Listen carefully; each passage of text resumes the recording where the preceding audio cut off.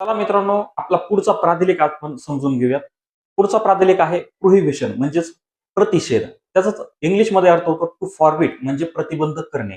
तर हा जो प्रोहिबिशन हा प्राधिलेख आहे किंवा रिट्स आहे, तो वरिष्ठ न्यायालय हा कनिष्ठ न्यायालय आणि न्यायाधिकरण जे आहे त्याच्या विरुद्ध हा रिट्स काढला जातो.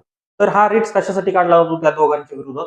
तर त्यांच्या अधिकार क्षेत्राचं ते उल्लंघन न करो यासाठी हा प्राधिलेख काढला जातो. तर हा प्राधिलेख कोणाविरुद्ध काढला जात नाही. तर प्रथमतः प्रशासकीय अधिकारी असतील, कायदे मंडळ असतील. आता कायदे मंडळमध्ये जे साहजिकच जे कायदे करणारे जे मंडळ आहे ते आणि खाजगी संस्था किंवा व्यक्ती यांच्या विरुद्ध हा काढला जात नाही. म्हणजे साहजिकच जो प्रतिषेध हा प्राधिलेख आहे तो काही गोष्टी करण्यासाठी, काही कृती करण्यासाठी प्रतिबंध करतोय. आणि जो आपला पाठीमागचा जो काही मॅनमस हा जो रिट्स झाला होता, तो काही ना काही गोष्टी करण्यासाठी सांगत होता. मग हा मॅनमस आणि प्रोहिबिशन हे दोन रिट्स हे खूप महत्वाचे ठरणार आहेत.